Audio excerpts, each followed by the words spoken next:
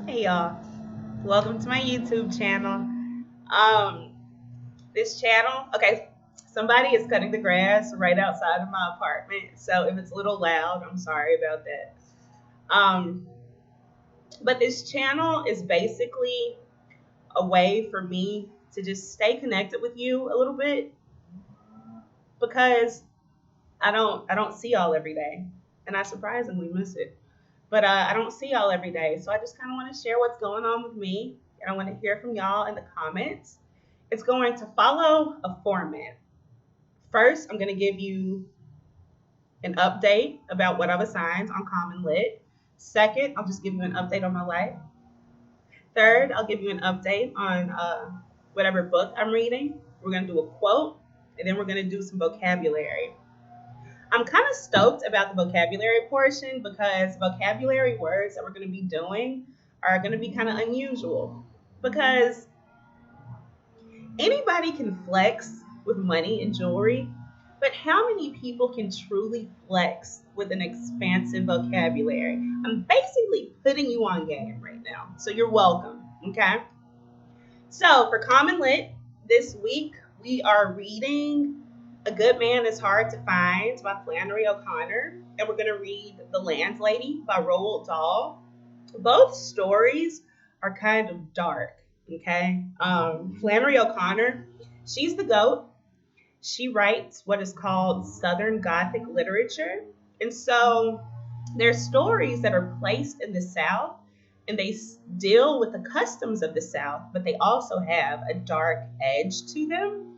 And then The Landlady by Roald Dahl is actually a horror story, but it's got a really open ending. So you have to kind of put the pieces together to see what happens to the main character in the story, or what's going to happen to the main character in the story.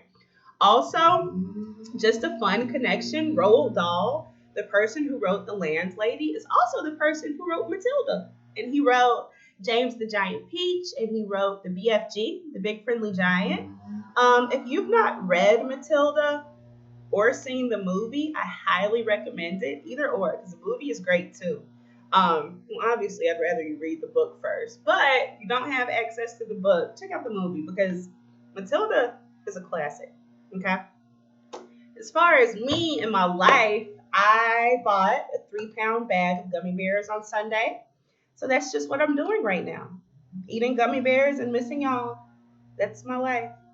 I've been doing a lot of reading, obviously.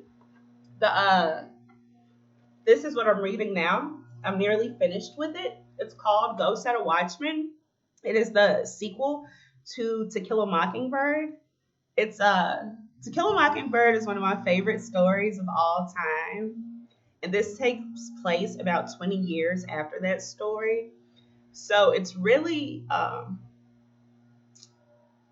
a lot of fun reconnecting with the characters that I know and loves that I know so well and that I love, but also seeing how time inevitably changes things, right? Because the hope is that as time passes, that we evolve, and the real hope is that we evolve into, you know, better people. But that's not always the case. It's fascinating. It's been great. I wish that I'd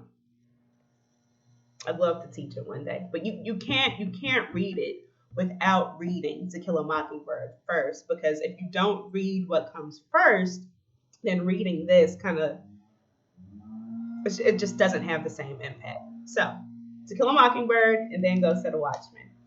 Um, because I assigned two kind of dark stories on Common Lit, the quote that I want to share with you comes from none other than the man who holds my heart in the palm of his hand, Edgar Allan Poe.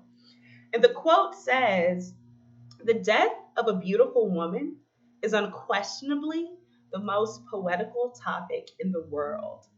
So I'm curious to know, what does he even mean by that? And if you're one of my 10th graders, it would make me even happier if you could tell me if we've seen the essence of this quote reflected in some things that we've read by him in class. Um, the death of a beautiful woman is unquestionably the most poetical topic in the world. And as far as our vocabulary, the word that we are working with today is anachronism. Okay? And anachronism is basically just a person or a thing that is placed in a time period where it doesn't fit. So let's say we're reading Julius Caesar, and then Shakespeare writes, and then Julius checks his Apple Watch. You're going to be like, what? That doesn't even make sense. Apple Watches weren't a thing back then. Or let's say we're reading Romeo and Juliet. And at this point, Romeo has not met Juliet and then got into that relationship that escalated so quickly. It escalated so quickly. But all of a sudden Shakespeare says, well, Romeo gets on Tinder. You're going to be like, what? What is Romeo doing on Tinder? That wasn't a thing. So that's what an anachronism is. It is a person or a thing that's placed in a time period where it doesn't exist. So that is the end of my update for today. I want you to comment one of two things, okay? Or you can do both. You got options here, okay? It's your world. I'm just living in it. I want you to either A, tell me what Edgar Allan Poe means by his quote that I shared with you, or I want you to give me an example of an anachronism so I can know that you know what it means. So in the description to the video, I'm going to drop the quote and I'm going to drop the definition of anachronism. And yeah, you're either going to comment, tell me what it means, the quote means, or you're going to give me an example of an anachronism. I love you.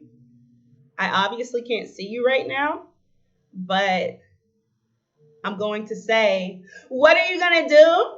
And then in my heart, you're going to yell back at me, make wise decisions. So, what are you going to do? Okay. Love you. See you later.